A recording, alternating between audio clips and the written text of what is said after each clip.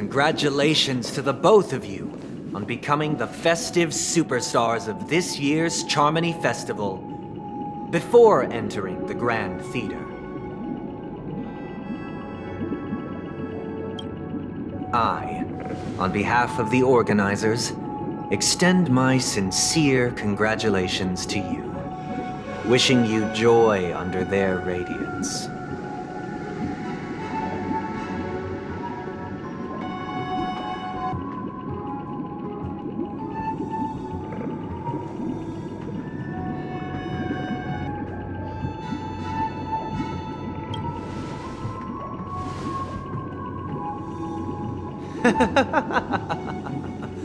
Your endeavors are worthy of extra recognition, and I've taken steps to ensure that. However, this reward is not a material one, but rather the opportunity for an open and honest communication between us. As previously promised, my sister, Mr. Yang, and I have met with the Dream Master. We delved into the truth about Penacony and its Stellaron, and have come to a consensus. Both I and the Oak family cannot acquiesce to your request. Just as expected. We acknowledge the perspective of you, Nameless. Penacony does require change, but not as you propose. The planet of festivities cannot and will not revert to a place characterized by chaos, disorder, or anarchy. Through your journey of overcoming obstacles, you must have glimpsed the essence of that era.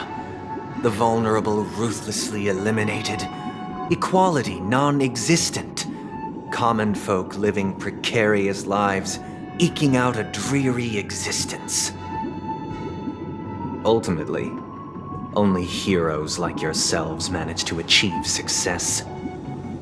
But I would dare ask, if you did not possess the special status of having a Stellaron, and you were but an anonymous and frail member among the masses, which Penacony would you prefer? A dystopia for the survival of the fittest, or a sweet dream paradise for all?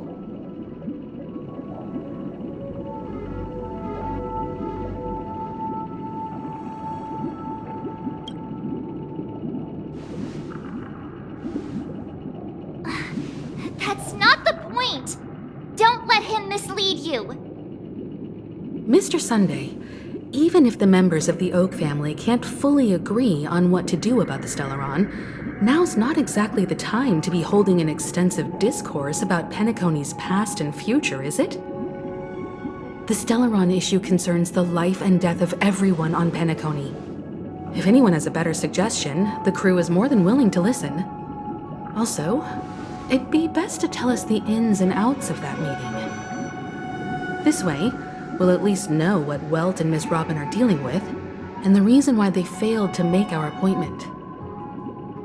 Ah, Navigator. That is precisely my intention. With all present, let's begin by discussing the details of that meeting.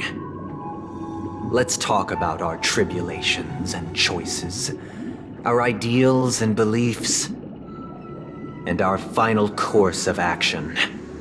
The only path to take.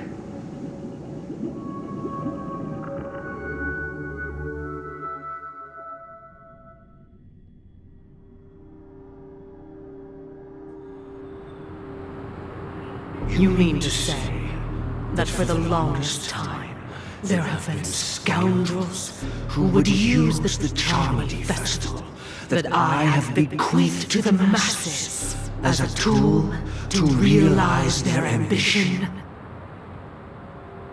Indeed, Dream Master. Once the Charmony Festival begins, the Stellaron's powers, along with the song, will be broadcast across the entire planet of Penacony.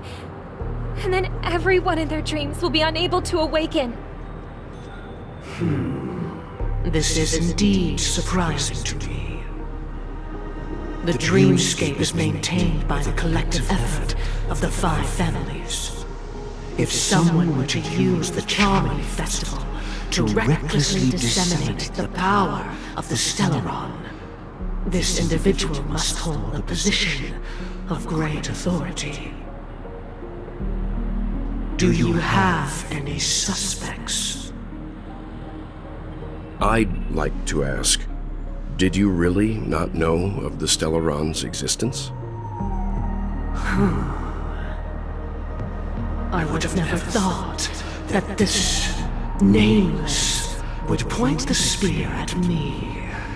Quite astonishing indeed. If I have offended, the Astral Express extends its sincere apologies. But the current circumstances are dire and leave no room for meticulous inquiry. We're doing this out of concern for the Dreamscape's safety. So, if you could, please alleviate our concerns. Dream Master, it's just to prove that the Charmony Festival has nothing to do with the Stellaron. If we're being overly cautious, I will return to the stage to offer tribute in song, just per the arrangement.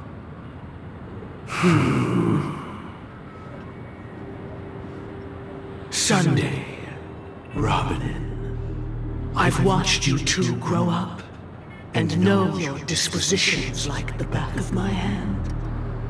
Both of you, right now, can surely be lauded as their most devout advocates.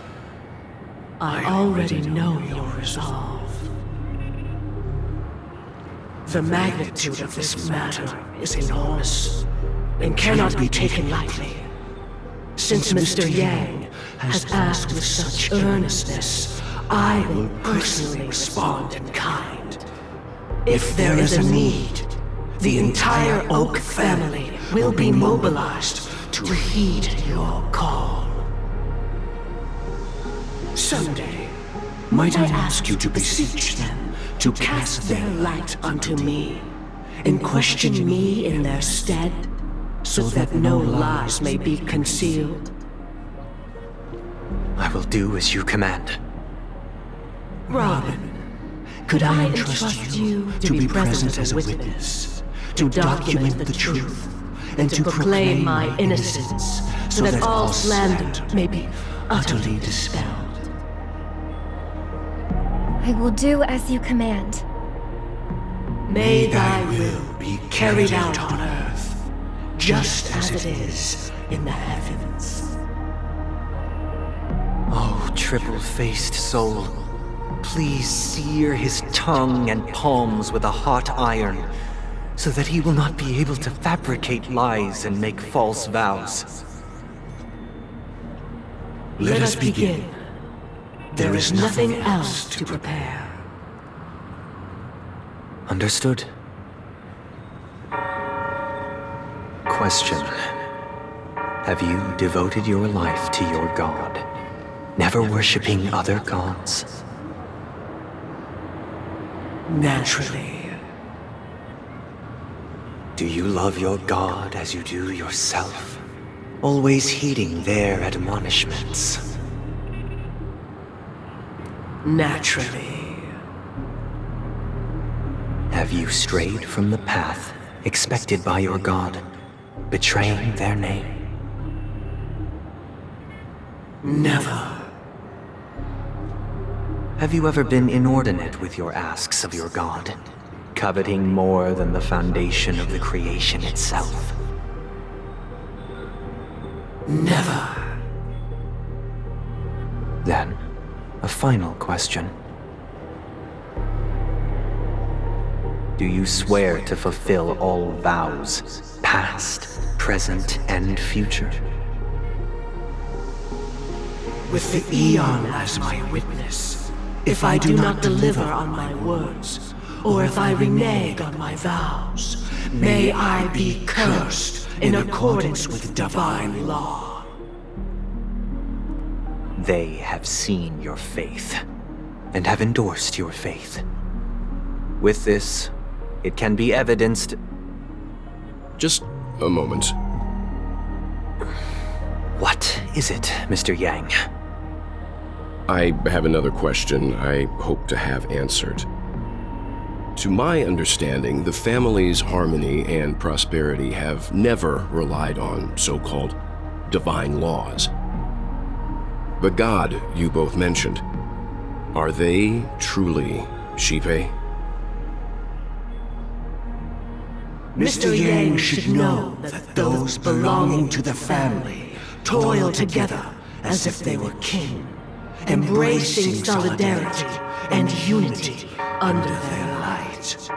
All duplicity is laid bare before the harmony. Such a delicate and complex symphony. Which other god could perfectly harmonize this, if not for the Great One, Xīpei? Perfectly harmonize. Therein lies the problem. It isn't an outsider lurking in the shadows who changed the harmony, but a dissonance that has surreptitiously emerged from within this very symphony itself. In the distant past, there existed an eon. With one flick of the wrist, they crafted the laws of the cosmos. Their followers formed the Beyond the Sky Choir, spreading solemn and reverent hymns throughout the universe. Later, they fell. The route traversed by this eon clashed with the harmony, ultimately being absorbed and fused into it. The chorus that once reverberated across worlds fell silent, and when it echoed anew, it was transformed into the hymn of harmony. Though an eon may perish, paths with no masters still linger. In the all-forgiving harmony, echoes of bygone dissonance may subtly arise. Mr. Yang, being overly astute can be a detriment, especially when you find yourself alone and without allies. So this is how it is. For the sake of our grand cause, Sunday, please afford these two an opportunity to rest. What?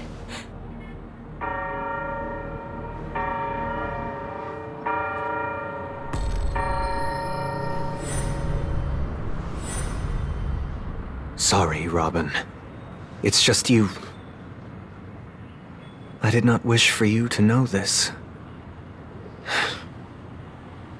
It's a pity that things have turned out this way. So, this is the true reason I can't sing? The shadow that envelops Penacony is actually... We were never children of the harmony. Our ideal paradise could not have been crafted by Xīpei.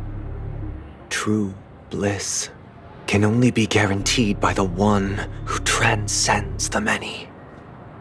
Within the foundation of law, humanity establishes civilization, and through harmony, we obtain order.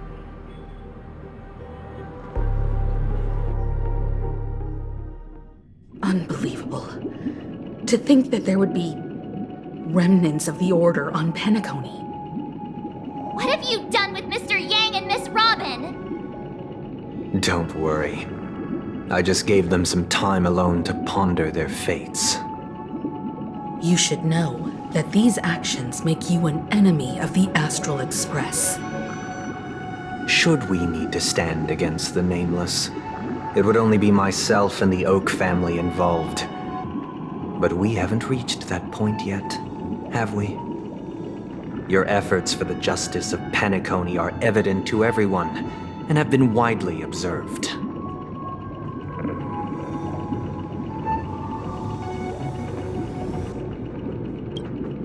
Oh, I intend to. But that hinges on the outcome of this negotiation. If it is the Order that drove you to imprison Welt and Robin, and you're using them to coerce our compliance, then there'll be no point in entertaining any type of discussion. You're mistaken, Miss Himiko. They are in very safe hands, And just as the family has always proclaimed, no one can be harmed in the dreamscape, least of all in the beautiful new world belonging to the Order. Penacony and the entire universe have witnessed far too much innocent bloodshed. The strong wield their blades against the weak, and the victors push the vanquished to the brink of life. Natural selection. The world abides by this principle, establishing the well-being of humanity atop the corpses of the downtrodden. Only we, or rather, I, possess the power to put an end to this farce. So you've decided to resurrect a dead Eon? No one's ever done such a thing. If Miss Himiko is interested, let's draw back the veil and speak candidly.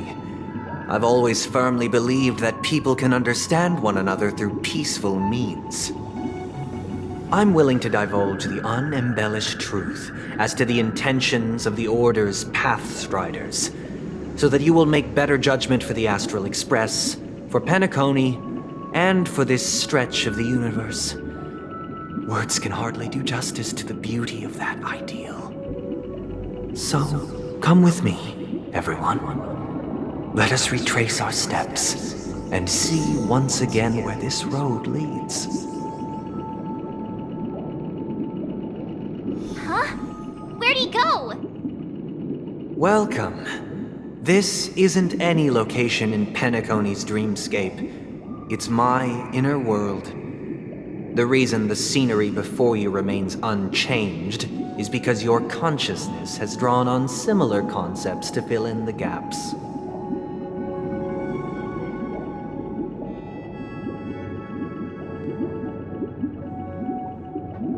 Did you do the same to Welt? It's a tuning process, stronger in effect and more draining on the mind. The gray-haired guest has experienced it before, so he should understand what it entails. Tuning allows you to intuitively grasp my feelings, which also means that I cannot hide anything from you. Now, everyone, please look at the huge screen. The road we once took begins here. From this point on, you will witness the numerous decisions I've faced. I've selected a portion of these to share with you. I believe after going through similar predicaments, you'll be able to better understand my thoughts.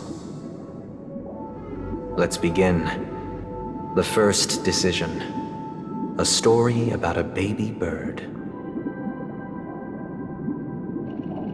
This story happened when Robin and I were very young. We were victims of the Stellaron disaster, and the family's Mr. Gopher Wood, who would later become the Dream Master of Penacony, saw that we siblings had no one to turn to and took us in. Later on, Robin and I lived a time with nary a care in the world. One day, after dinner, while my younger sister and I were lounging about in Mr. Gopher Wood's yard, we spotted a fledgling Charmony dove all on its own. That baby bird was tiny. It didn't even have all of its feathers, and it couldn't sing. When we found it, it was already on its last breath, having fallen into a shrub, probably abandoned by its parents. We decided to build a nest for it right there and then. However, thinking back, that winter was unusually cold, with fierce winds at night in the yard, not to mention the many poisonous bugs and wild beasts in the vicinity. It was clear that if we left the fledgling in the yard, it stood no chance of surviving until spring. So, I suggested we take it inside, place it on the shelf by the window, and asked the adults to fashion a cage for it. We decided that when it regained its strength enough to spread its wings, we would release it back into the wild. The tragic part something that we'd never considered, was that this bird's fate had already been determined long before this moment. Its destiny was determined by our momentary whim. Now, I pass the power of choice to you all. Faced with this situation, what choice would you make? Stick to the original plan and build a nest with soft net where the Charmony dove fell. Or build a cage for it and feed it, giving it the utmost care from within the warmth of a home. I eagerly await your answer.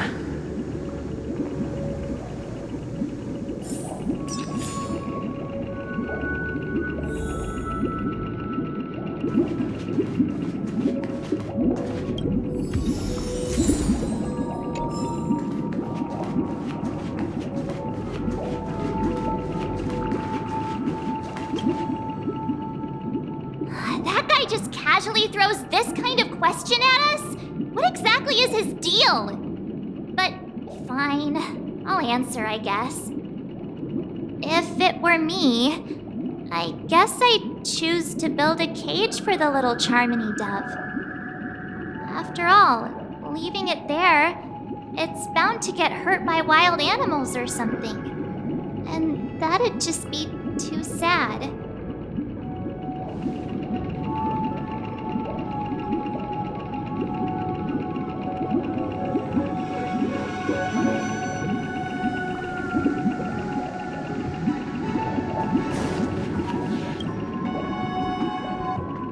It looks like he really has no intention of imprisoning us. If it's just a quiz, I suppose it's fine to humor him.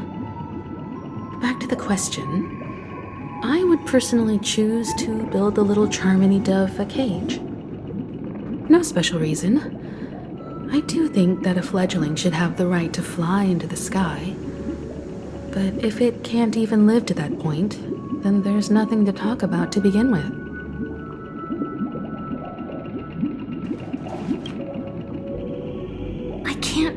Decipher his intentions right now, but based solely on that question, I would probably choose to build that dove a cage.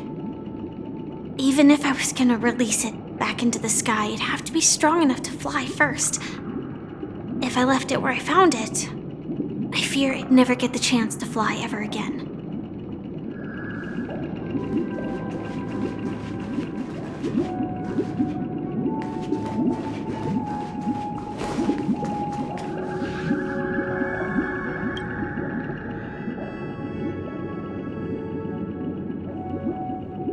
I'm happy to see that you made a choice similar to ours. If your mind is made up, let me reveal the outcome of this choice.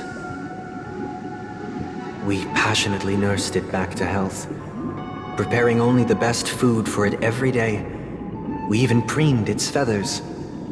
Later, on the day that Robin left Penacony, we opened the cage door and let it fly back into the sky. I watched it for a long while by the window, probably about 3 or so days. In those 3 long days, the little Charmony dove tried again and again to spread its wings to fly into the sky, but fell to the ground, only to keep trying. Finally, on the 137th attempt, it succeeded. But its attempt did not go perfectly. After flying unsteadily for a while, it fell to the ground, unable to grasp the direction of the air currents.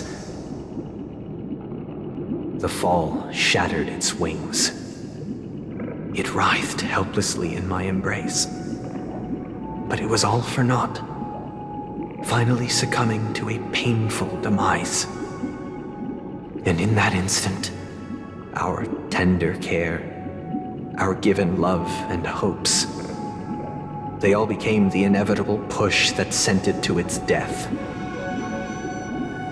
I deeply regret the choices we made. Next, let us head to the second decision. This time, it's the story of a dream chaser. This story happened when I was appointed as Bronze Melodia, a position exclusive to the Oak family, charged with listening to the problems and vexations of dreamscape residents, and providing them with the relevant guidance. It was during that period that I had the opportunity to hear voices from all corners of the dreamscape. Joy, sorrow, arrogance, regret. The complex tapestry of human nature that formed the world. And I was fortunate to catch a glimpse of it. He was a dream chaser, and an illegal stowaway. Just like the rest of them, he came to Penacony in search of a better life, except that, to most people, the price he paid, I suppose you could say it was everything.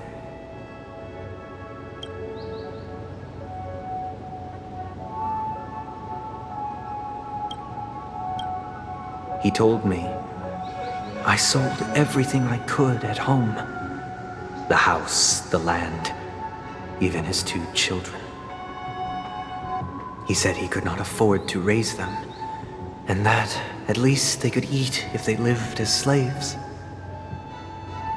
He had a plan in place. He would buy back his children once he had made his fortune, and enjoy Penacony's beautiful dream with them.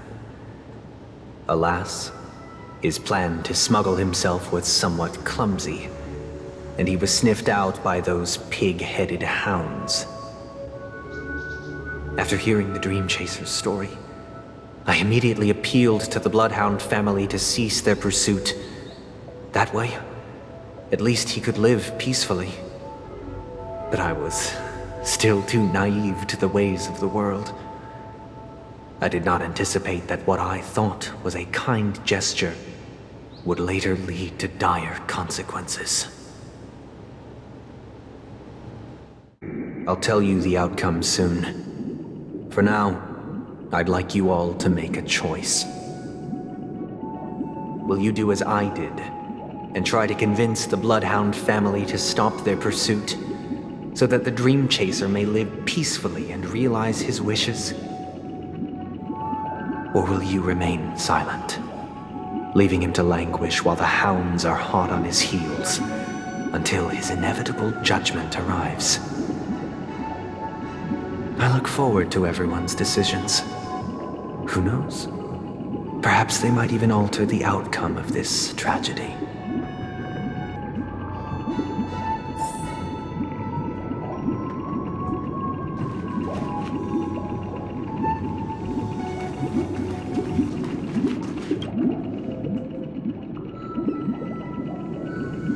This question... Surely it has some connection to the baby bird story. And this connection is precisely the breakthrough Sunday aims to use to persuade us. I'd probably choose to ask the Bloodhounds to cease their pursuit.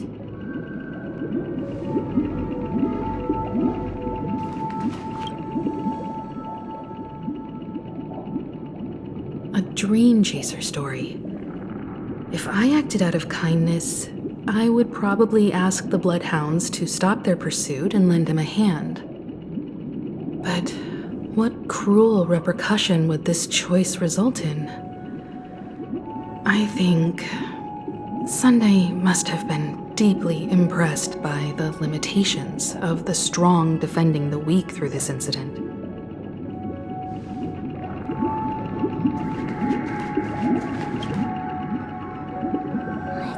Illegal stowaways are really quite common on Penacony.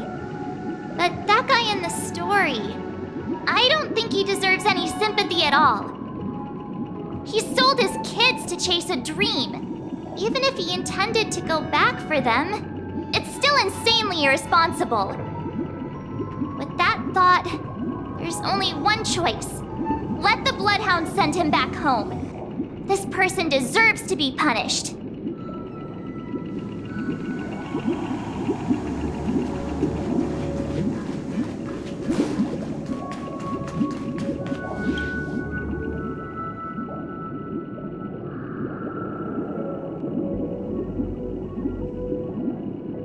I'm honored to witness you arriving at the same decision. Out of respect, I'll share with you the dire consequences that my choice back then brought about. First, the outcome. He attained major success. After avoiding capture, he ran a business for a few years, very quickly making a name for himself, elevating his status. He might not have become a tycoon like old Audie, but he was considered a character of excellent repute. Now then, did he realize the wish he set out to achieve?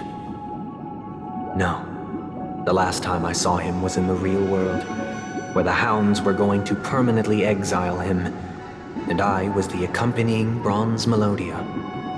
The mission was simple. Listen to the criminal's repentance. He told me the reason he was in this predicament was because he conspired to usurp the head of the Alfalfa family. When I asked him about his 2 children, he instead responded with a question. What children? In the end, my heart aligned with the harmony, and the good deed I dared to undertake held no value, turning instead into a wrongdoing. It created a lamentable oppressor and countless oppressed individuals. As to your choice, I once again offer my heartfelt apologies. Next comes the third and final decision. And the story this time is my own. This story happened the day I was appointed the Oak family head. At that time, Mr. Gopherwood was the current Dream Master, and as per his wish, we had a private conversation. What surprised me was that the Dream Master had only come to deliver a letter to me. He let me read its contents, and it was a letter from my sister. The letter contained the usual pleasantries, anecdotes from her travels, nothing out of the ordinary. Just as I started wondering how this letter related to our discussion, the Dream Master began to speak.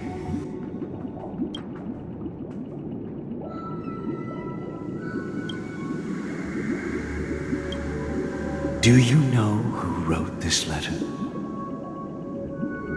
My sister, of course. But why would you personally visit me to hand me a letter from my sister containing mere trivialities? To help you grasp the full scope of this issue.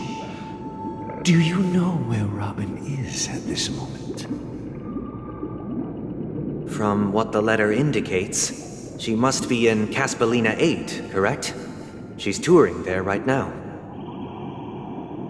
Correct. Has she mentioned anything about a stray bullet? A stray bullet? What? A war has broken out on that planet. It is because of this very reason that Robin chose this destination. To spread the word of the harmony, and to save the lives of that planet she personally made for the front lines. She hoped to ease the people's suffering with song, and was willing to brave mortal danger to deliver the IPC's medical supplies. Unfortunately, stray bullets show no such compassion. Is she all right? If the operation was successful, she should probably be recovering in the field hospital. By the eon above, the bullet struck her neck directly, yet possibly as a reward for her consistent deeds of harmony, it didn't hit any vital arteries. Once you've attended to your outstanding tasks, it'd be advisable to write her back as soon as possible. Those damned savages! I'll pack my bags right away. My gratitude for bringing this to my attention, Mr. Gopherwood. Now you understand why she always wears such elaborate neck ornaments, don't you? How could this happen? Miss Robin. It's all in the past, so please don't worry.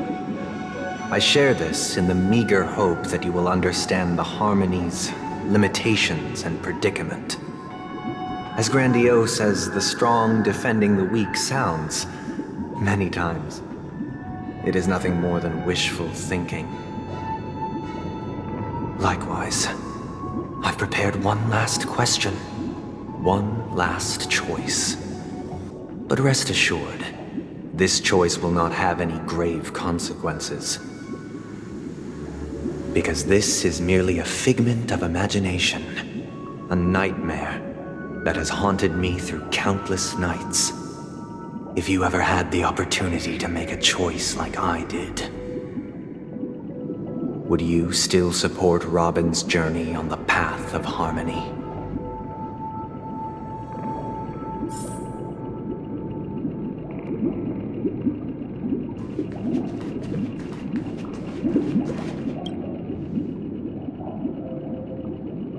Miss Robin's courage is admirable. And here I was thinking she was just another superstar celebrity. But the fact that she's also Mr. Sunday's younger sister? No, I doubt he'd wish harm on his own flesh and blood, no matter how grand the ambition.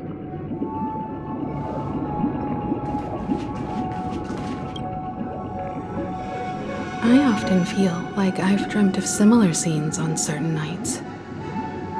In the dream, I see blurry faces. I don't know who they are, but I sympathize with all of them, fighting for survival against some unfathomable force. Their confusion and fear are lucid to me, but I also remember they chose never to give up. Just like Miss Robin. If Mr. Sunday's question leaves you puzzled, you should find the answer from your own experiences. With each trailblaze, dangers and tribulations will surely follow. But would you ever back away? Would you stop March and Don Hung from reaching their next destination? I believe you have an answer of your own in your heart.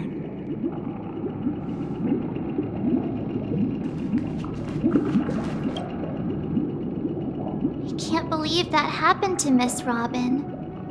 The strong defending the weak is a great mantra, but if I had to pay such a price, I don't know what I'd do.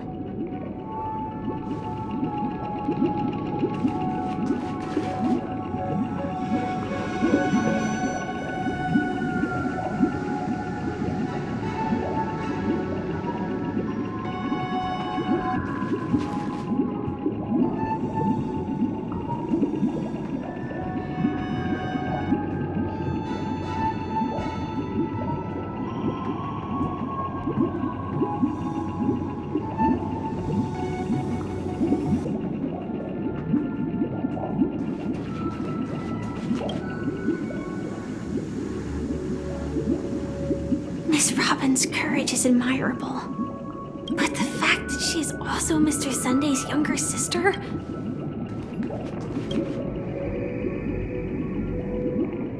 I often feel like I've dreamt of similar scenes on certain nights. And their confusion and fear are lucid to me. If Mr. Sunday's quest with each trailblaze, dangers and tribulations will surely follow. I can't believe that happened to Miss Robin. The strong...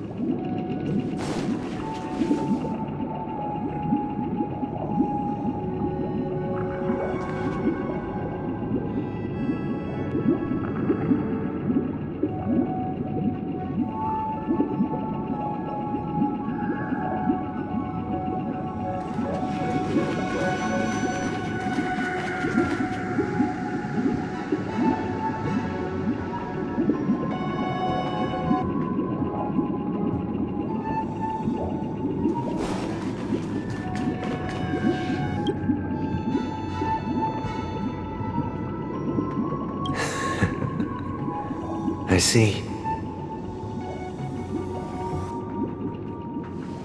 I am now aware of everyone's stances.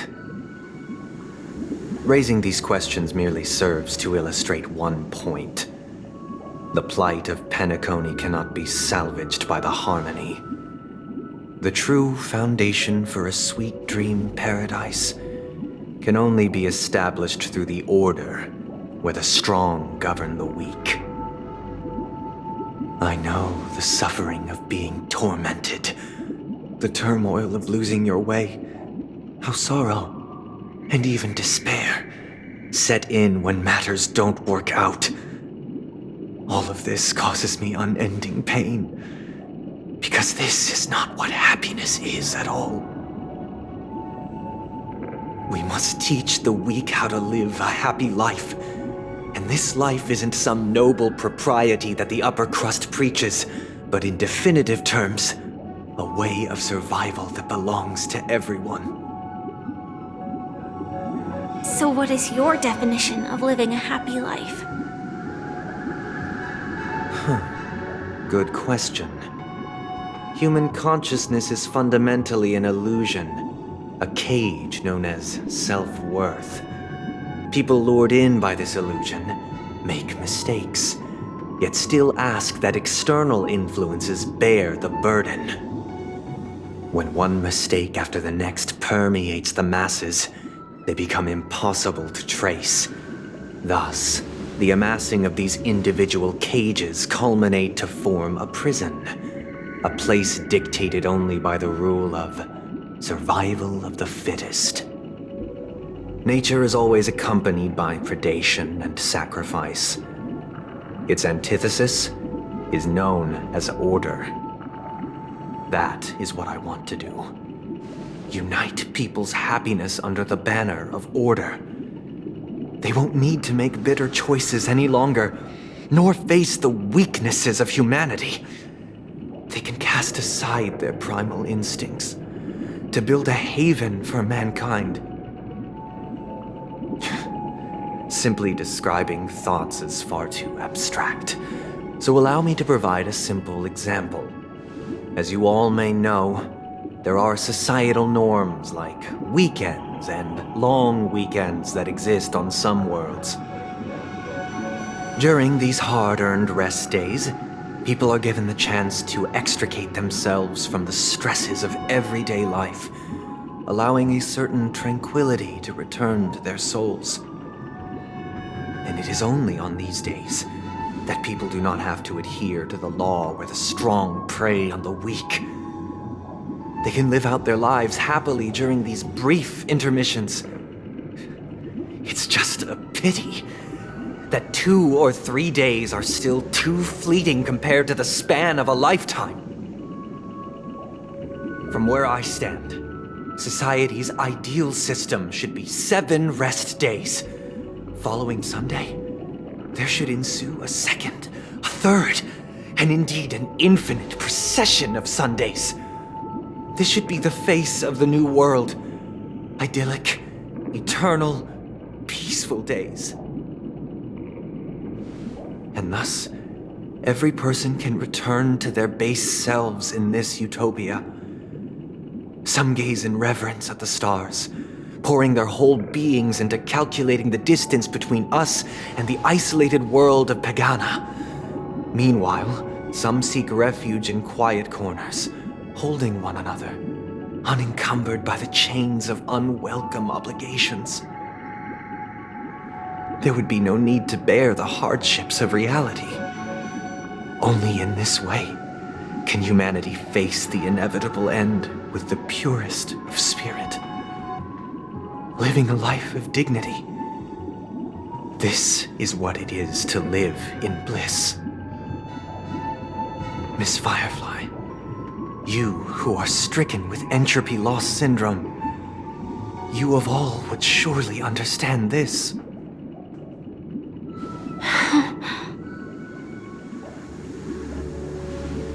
It sounds like a flawless theory.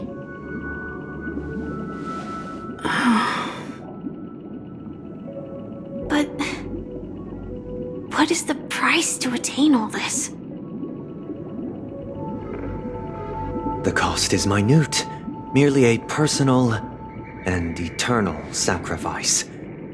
If this paradise is to be maintained for everyone, someone must remain trapped in solitary awakening until the end of the cosmos. Awakening. Which means that this so-called paradise is still a dream. Stepping into this paradise means forsaking reality, correct? It is not forsaking, but transcending. Flesh, blood, sorrow, weakness. If the physical is the root of spiritual suffering, it is only logical that we defeat it. But in this supposed bliss, people won't have defeated their demons. The chance to overcome their tribulations would be forever lost to them. In other words, it is an escape. That's another way of understanding it. But there is no shame in escape. On the contrary, the seeds of escape exist in everyone's hearts. Don't you agree, Miss Firefly? And as to why we sleep, it is because we are afraid to awaken from our dreams. But this is not in conflict with the grand plan. Only in acknowledging this can we truly understand the frailty of human nature, and from there, show compassion and protection.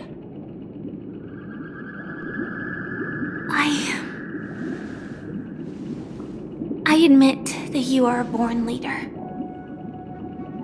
Your perspective on humanity brims with pessimism.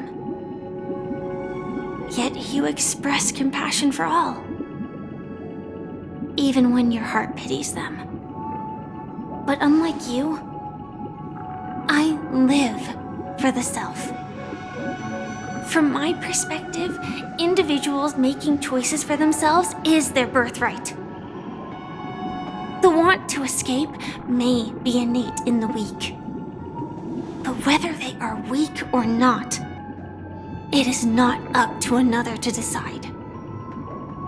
Perhaps in your mind, you also view me as weak?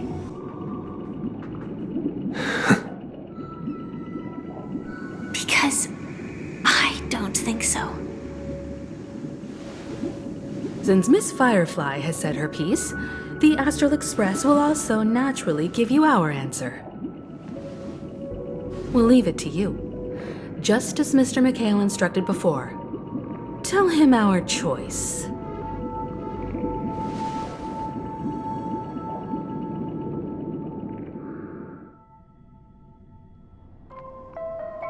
What is this place? Does this place ring any bells, Misha? I don't know, but I feel a sense of deja vu. What is this place? It's the realm within a dream bubble.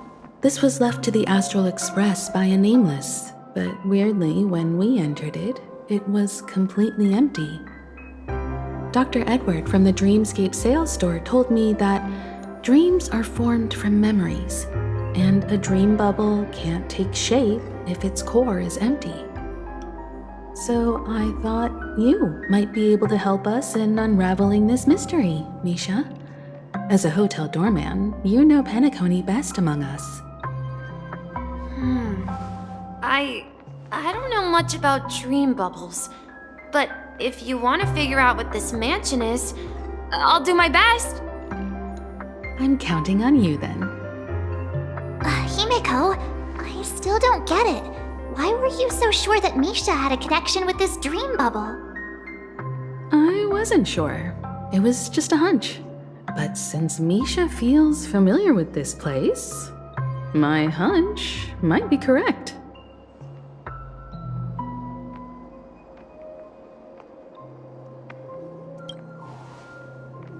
Exactly. This is where you and Firefly encountered death, which we now know as dormancy. Considering its connection to Dreamflux Reef, it's not surprising it appeared here. The question now is, who brought you here? Based on the clues we have so far, it's unlikely to be that masked fool. So identifying them is crucial to us. We're drawing closer to the truth once more. Let's give miHoYo some time, as I believe he'll unveil the secret of this dream bubble. All right, but there are doors all over the place. Which one should we choose? Do you have any idea, miHoYo? I guess... maybe this way?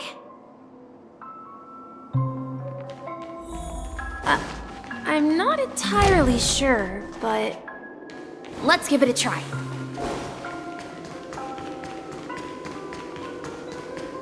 Wait, you managed to choose the right door on your first try? Weird. This place is quite different from the hotel. But I feel like I've been here before, and even lived here for a while. If I remember correctly, there should be a fireplace down that hallway. Clocky and I used to sit by the fire, listening to the crackling of firewood.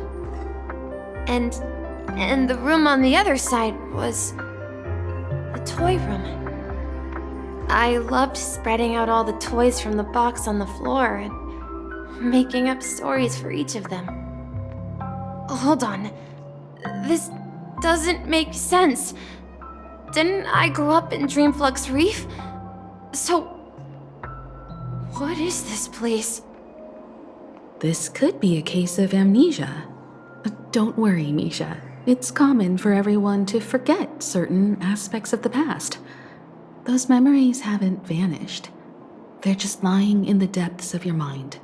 We can surely get them back. Since this place seems familiar to you, why don't we explore a few more rooms and see if you can recall anything more?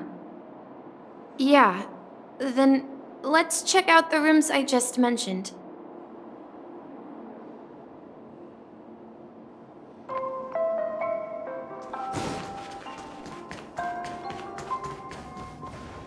Mikhail, that's the name. Now we all know him as the Watchmaker.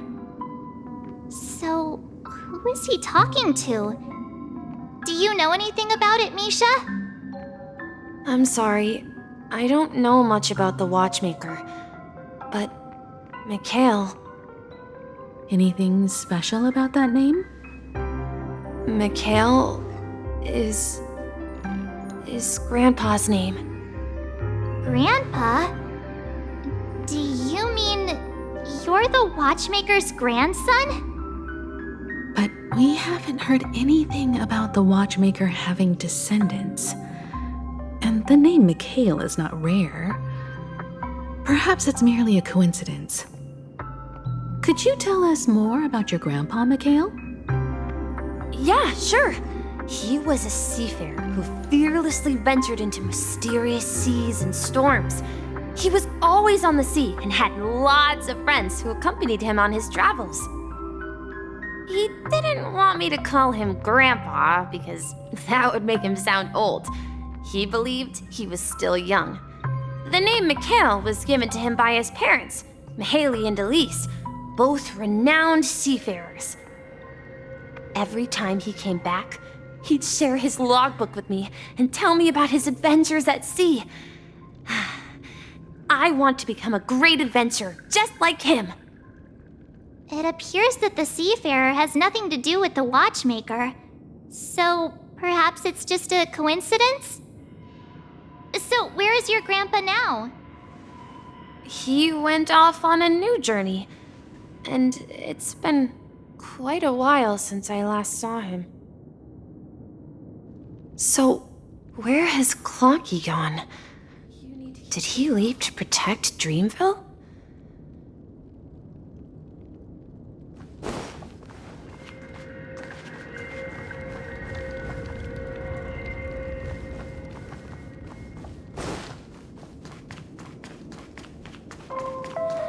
TikTok.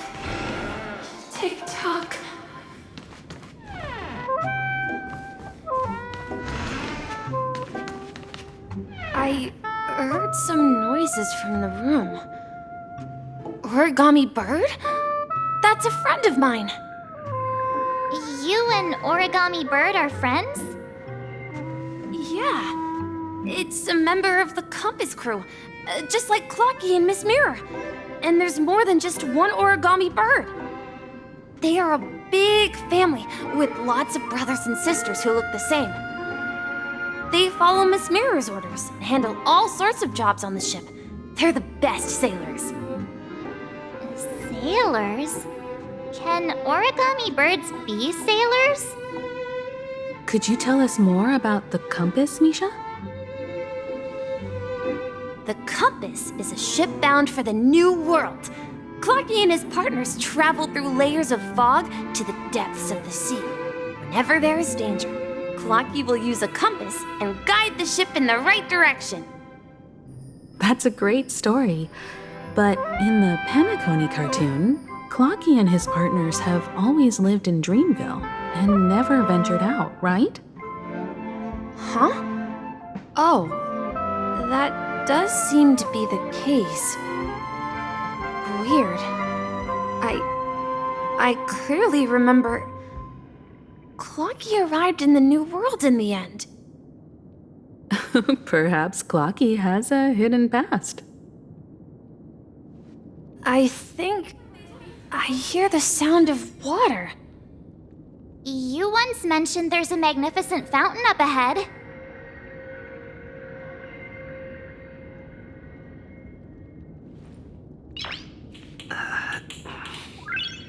Nice.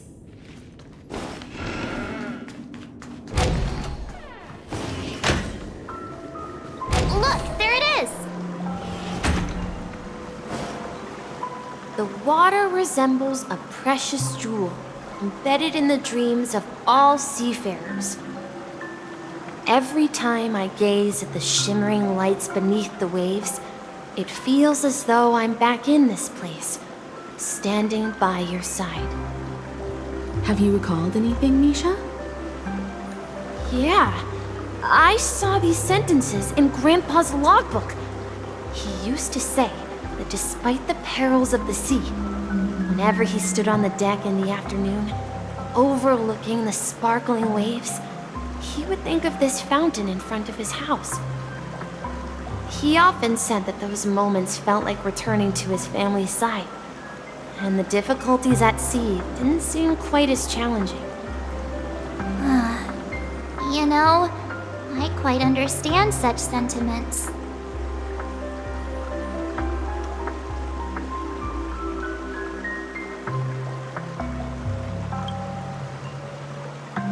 I'm not an elder.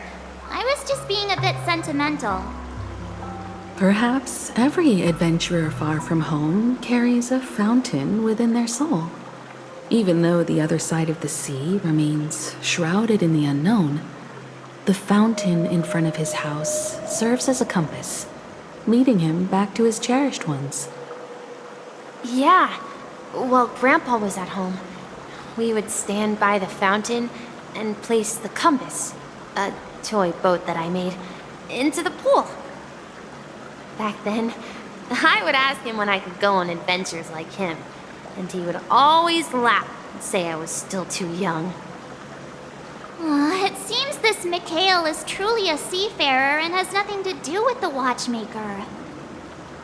Yeah, based on Misha's recollections, the scenes in the dream bubble appear to be his childhood memories. But this raises more questions. According to Misha, he was clearly born on an oceanic planet and led an ordinary life, with no connection to Penacony at all. Could this be some sort of metaphor? Perhaps the sea refers to the memory zone. I'm sorry. I don't know, but my memories keep pouring out uncontrollably, like water flowing from a fountain. Perhaps I'll remember more things if we go further.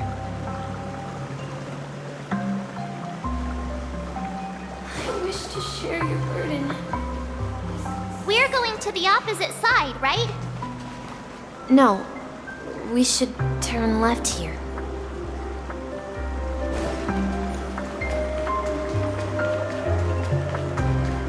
Huh? Something feels different about this place. This is it. I remember this corridor. I want to go too. Up ahead is Grandpa's study. It was in that room that I saw him the last time.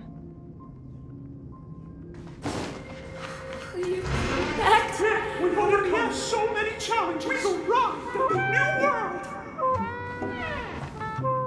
The atmosphere in this room feels totally different. Misha! You finally come! Clocky, you're here! Huh. Yeah. This is the room where we first met each other. Are those books on the bookshelf logbooks left behind by that seafarer? Yeah. Whenever he came back, he placed a logbook on the bookshelf in his room. They contain records of his expeditions to every corner of the world. He described our world as a fountain. At some point, the sea started to gradually swallow up the land where people lived. To ensure that everyone had land to settle on, he had to continue exploring the sea and search for the source of the rising seawater. On that day, he called me to his study, telling me that he was embarking on another journey. However, I could sense the gravity in his expression. It was the same look I had seen on my father's face before his final voyage. I asked him if I could go with him, but he said that my adventure lay elsewhere and told me to stay home and patiently await a certain sound at the door. What sound? He told me about a vast ocean in the sky. An ocean of stars. He spoke of a train that transports children with a desire to venture far away, traversing the sea of stars without ever stopping. He said that he knew the crew on the train, and that he had asked them to take me along. He said the journey I had always dreamed of would start there. A train? Could it be? It's the Astral Express. I remember now. Grandpa's friends are a group of nameless who came to this world to resolve a disaster caused by a star. Then, he gave his pocket watch to me. It was his cherished treasure, appearing in every one of his adventure tales. He explained that difficult times were ahead, but assured me that the watch would guide me. He said, as long as I kept moving forward, I'd eventually reach my desired destination. And then, it was as if I heard the distant sound of a train whistle, echoing throughout the room. Exactly, Misha! And then we followed that whistle, didn't we? Yeah. I think I can still find the way we took back then.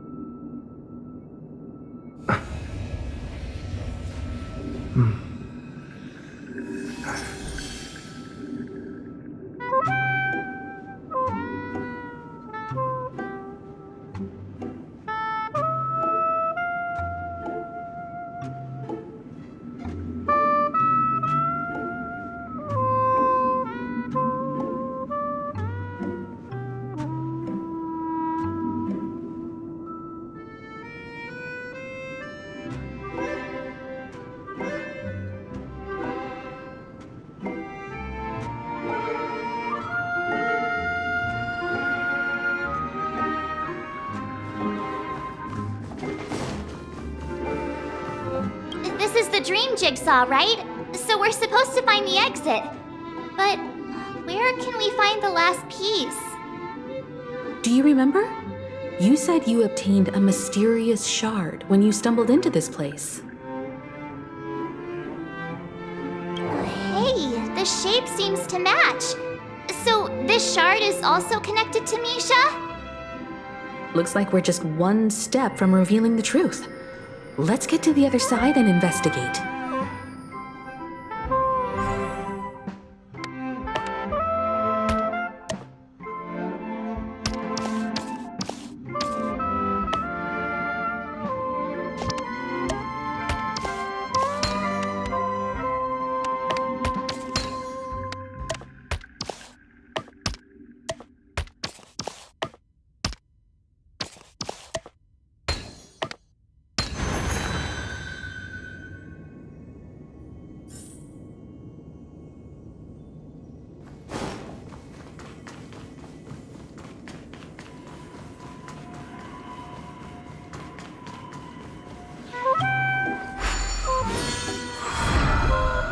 This is it.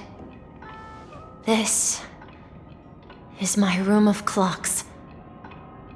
While I spent my time waiting for Grandpa to return from his voyage, Walter gave me this workshop, and it became my secret base. Here, I learned how to repair clockwork and gears out of my fondness of precision mechanics. In my dreams, I was the captain of the compass, embarking on adventures with my companions, Clocky and Miss Mirror, in search of the new world. I was born and raised here. So, this building in the dream bubble is your childhood home? Yes, but not exactly. To be more precise, this dream bubble itself is my home. Looks like you've remembered everything now. Wait. Why does it feel like everyone else knows something I don't?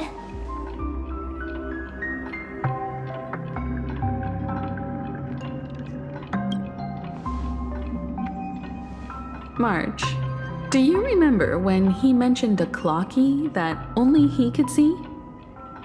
Yeah, the little guy here, right? But we all saw him in Dreamflux Reef, right? And Mr. Yang even greeted him. Looks like everyone on the Astral Express has a childlike spirit.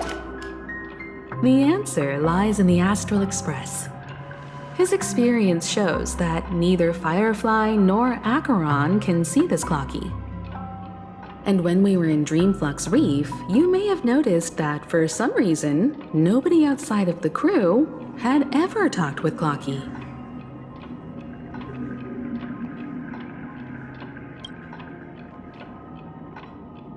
A mimetic life that can only be seen by a select few. It's just like a hidden message left by someone for the nameless. But Misha can see Clocky too, right? They even grew up together. But Misha hasn't started the way of the Trailblaze yet. That's the key to the mystery, March. Now take a moment to recall. Have you ever seen anyone outside of the crew interact with Misha? Wait. No way! That's the answer, March 7th. This dream bubble is the place where I was born. And I'm a dweller in this dream. Just like a memory zone meme. I should have stayed here and waited for you. But when reality and memories merged, I unconsciously pushed open that door and left the bubble with Clocky. So it's not that the Watchmaker's dream bubble is empty, but rather the stuff inside ran away? And the whistle you heard was the sound of the express arriving at Penacony? That's one way to see it. but I believe there's a longer story behind all this. It's best for miHoYo himself to explain all the details. How about we start with your name? Now, should we call you miHoYo, or...? Thank you all for helping me rediscover my true self. Now, please allow me to reintroduce myself. I was born on Lusaka, in the Presmere system, adopted by seafarers Mikhail and Char. They gave me a treasure, a name that carried their hopes. Mikhail Char Legwork, or simply miHoYo. If you prefer, you can call me by a more familiar name, the Watchmaker.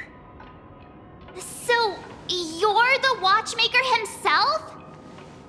Unfortunately, that legendary figure is no more. I am only a reflection of his life. As for the child who has been with you, he's the innocent protagonist of miHoYo's childhood dream. A friend of Clocky, a young apprentice, and a future mechanic on the Express. And this also marks the beginning of his journey, devoted to the Trailblaze. At the end of the journey, I left this little flame, which I so cherished, in my deepest dreams, hoping to pass it on to the nameless of future generations. However, he somehow left the dream bubble and forgot all about his task. I apologize for all the confusion this caused. Because he was born with a desire to trailblaze, wasn't he? I don't think miHoYo has forgotten his role as a guide. He remembered it, and that's why he mistakenly appeared as a hotel doorman in his dream from the very beginning. The one who brought our unconscious friend here must have been miHoYo. If that's the case, we encountered the Watchmaker's legacy from the beginning, didn't we? Well, I have a sarcastic friend who says I always take big detours and end up back where I started. Perhaps that's what every nameless has to go through. But in the end, you found me. I'm sure you're all wondering what my legacy is. I believe miHound has mentioned the Stellaron and my wealth. If I may apologize, the Stellaron part is real. As for my wealth, however, it's nothing more than a baseless rumor. I left my homeland as a child and embarked on the journey of Trailblaze. I traveled to various planets until finally reaching Asdana, where my friends and I built the original Penacony and fought for its future ever since. I've been moving forward all my life, doing what I could to overcome the obstacles in my path. But ultimately, my journey reached its end, and I left behind no possessions worth entrusting. So, if you ask what's left within this worn-out train engine that can be called a legacy, I suppose it's the things that are still burning in the engine's furnace. Now that you're well aware of the current situation of Penacony, I certainly hope that you'll help me get this world back on track. But I'll leave that decision to you, for the path of Trailblaze is never paved by others. All I have for you is a story and 2 gifts. I want to give you my pocket watch. It has accompanied me throughout my long journey, guiding that naive child forward, and has been blessed with the presence of so many great people up to this day. And my hat, too. The one who navigated for me placed it on my head and planted a fanciful thought in my mind.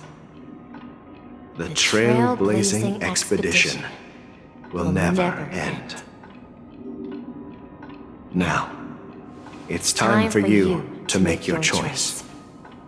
Once you've made up your mind, open that door and enter the long dream of an old man. I'll be waiting for you at the end of this corridor of time. All right, everyone, let's make a decision. Although I don't think anyone will have any objections.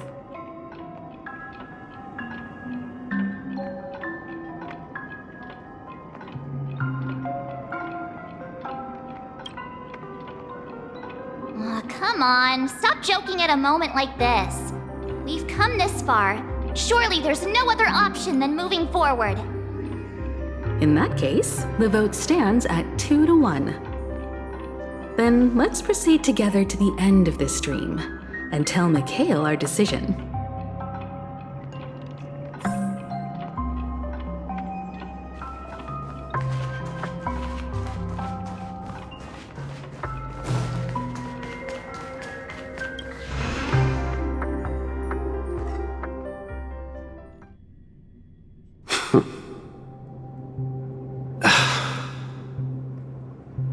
Mikhail, where are you going?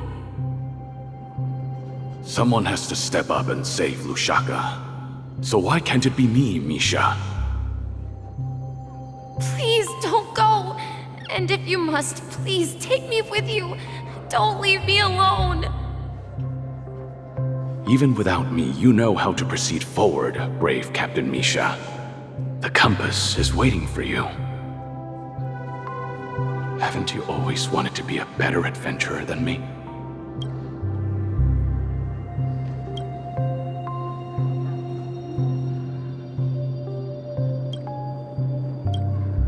Now go, board that train and start your journey. Where are you going, Mikhail? I'm going to clean the floor in the parlor car. I've promised the conductor. Wait, first tell me, did you fix this watch? Yeah? I know what it looked like before. Its chain was broken, the back case torn, and the marks on the dial all worn out. How did you manage to fix it? Well, it's hard to explain, but I knew it could be fixed. It's the hands, Mr. Amundsen. Its hands were intact and pointing in the right direction, so I knew there would be a way to fix the rest. I see. You'll work with me from now on. Haven't you always wanted to tinker with this train? You're its mechanic now. As for the conductor, I'll do the talking. But I only know how to fix watches. Don't worry. You've got what it takes. I'll teach you what you need to know. Where are you going, legwork? It's time to head to our next stop.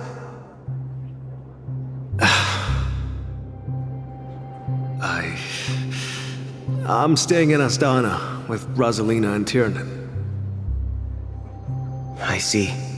This place reminds you of home. The people of Astana have only achieved a tiny victory and still have a long way to go towards true freedom. Hanunu needs us. Don't worry, not all journeys lead to the stars. Even if I leave the Express, our path of Trailblaze will continue.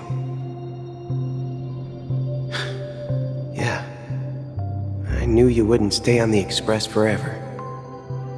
Leave in peace, my friend. And, take this with you. This is Mr. Amundsen's hat. But why? When he departed, he said he would leave it to his best student. Well, I suppose the time has come. Farewell, legwork. Take care of Tiernan and Rosalina. And don't forget to write to us.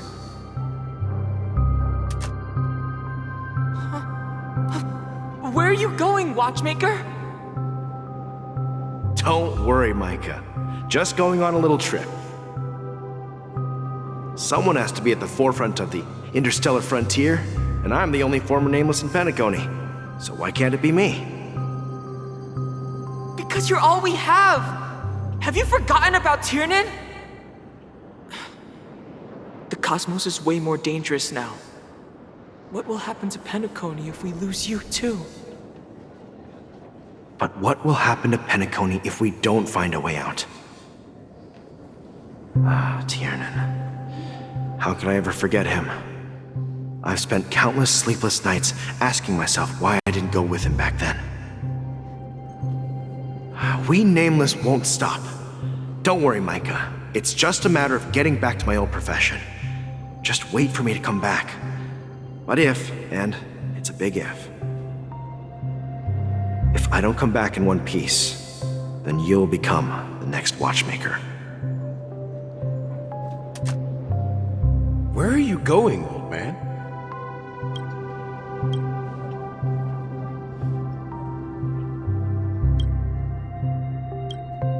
Oh, you're here. Answer my question. What are you up to? Relax, Gallagher. I just came up with a great idea. Wanna hear it? Oh, come on! Aren't all your ideas just ways to get yourself killed? I may be blunt here, but you're the last remaining hero in Penacony. If you die too, the secret of the Stellaron will go to the grave with you. Yes, I'm afraid there's no way out in Penacony, so I'll have to consider alternatives beyond Asdana. We'll organize a festival using the Watchmaker's legacy as a facade and send invitations to the entire cosmos to gather people here. So, a desperate struggle against the family? Desperate? Don't we have you here, my friend? This task is challenging, but what hasn't been challenging for us along the way? Well, whatever you do, remember, make sure to send an invitation to the Astral Express. Misha! Where are you going? Oh, it's you, Clocky. Take me to Dreamflux Reef. Last night, I had a long dream about the day we met. I want to write down that dream. Write it down? Why? Oh, so I won't forget it.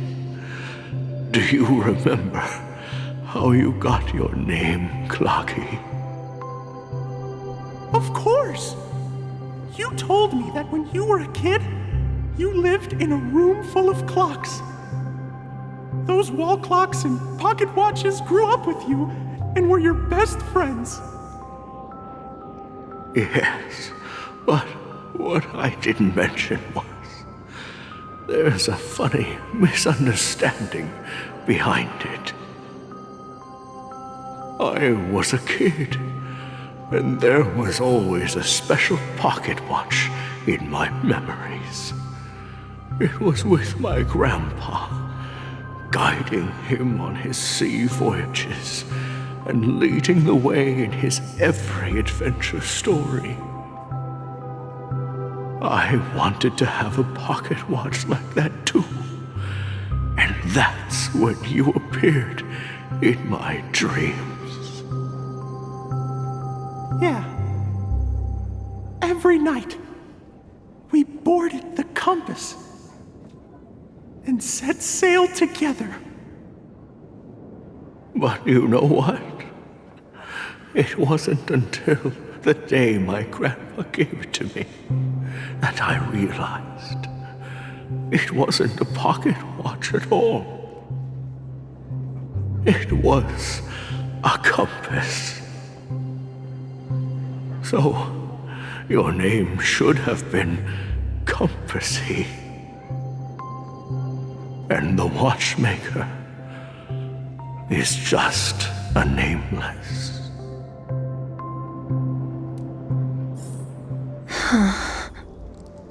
We've arrived at Dreamflux Reef. So, where to next? You know, Clocky, I don't think I'll be going anywhere else.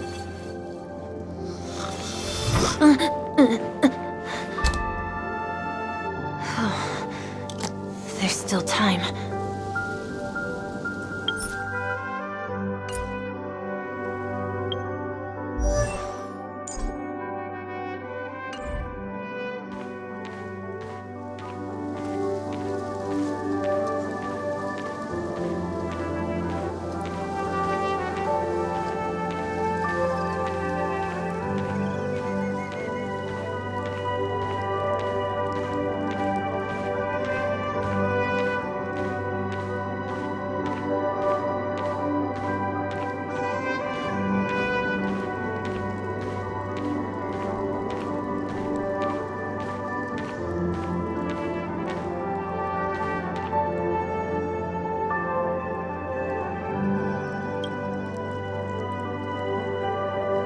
I've traveled far enough, and it's time for a little break.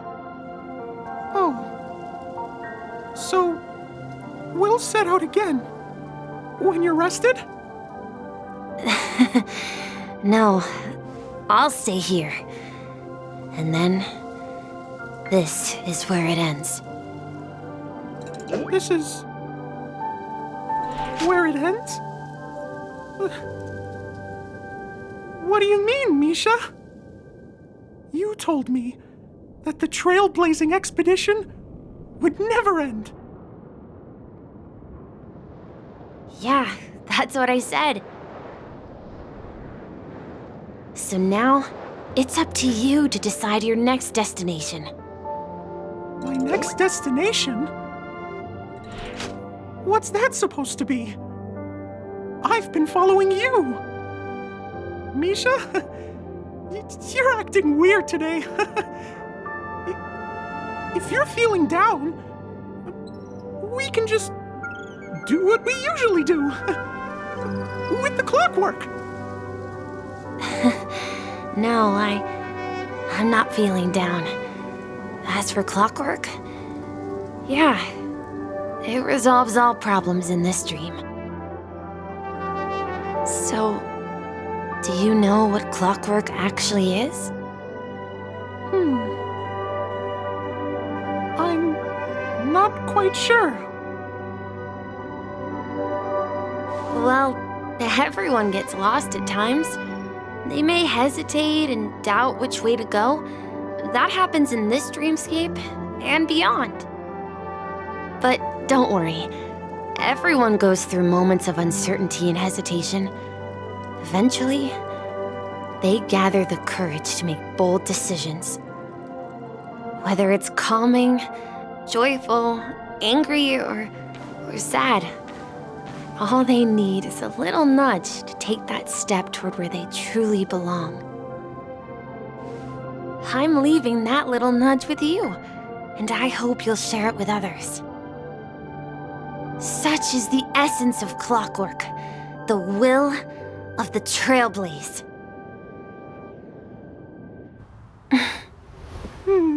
Clocky's hands spin around non-stop, indicating confusion, frustration, and weakness.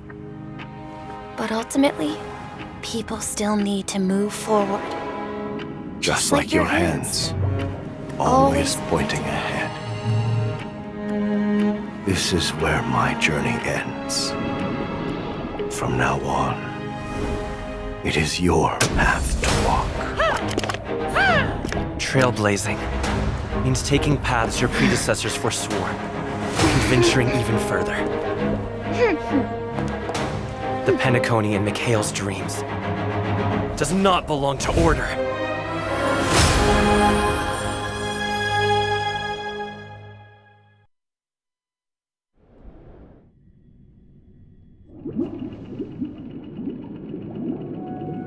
I can't believe that Eon would cast a glance at Penacony at a time like this. Is it because of the resonance from the legacy of the Trailblaze? Or perhaps the bond between you is so strong that it even impresses an Eon? Well, there might be another possibility. Perhaps they want to witness, on behalf of the fallen Eons, who will hold the future of Penacony. If that's the case, on behalf of the Dream Master of Penacony and the 107,336 members of the Oak family, I'm extending a formal invitation to all of you. I'm cordially inviting you all to the Penacony Grand Theater to participate in the upcoming Charmony Festival. And, of course, you won't be in the audience, but on center stage. Since the future of the Stellaron, Penacony, and even the entire cosmos is at stake, let's draw a conclusion there, in all fairness. If you truly believe in Akavili's path, then show me their courage and determination.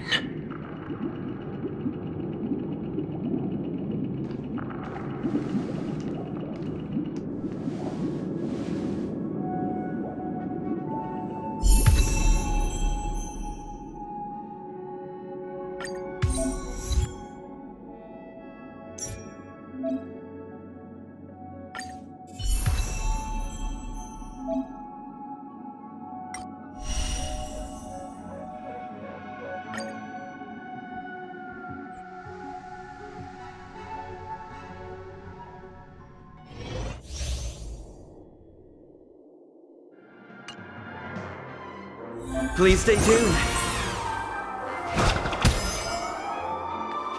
Ha!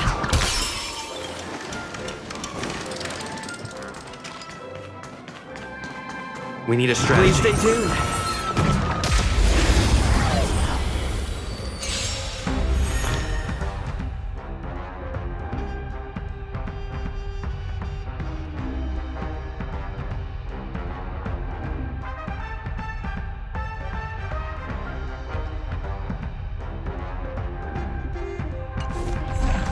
Time to test our rapport.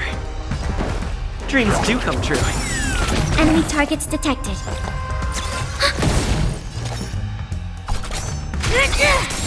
In the mood for another beating?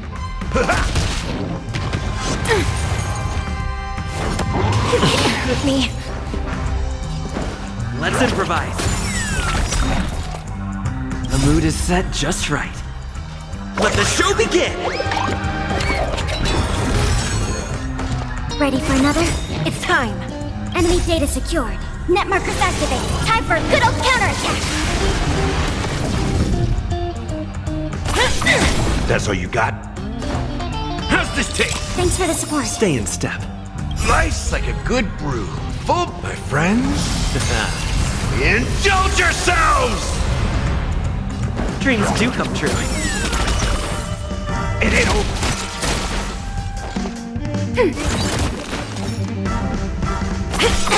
Take your position. By the order of the 10 Lords, execute the Marastruck!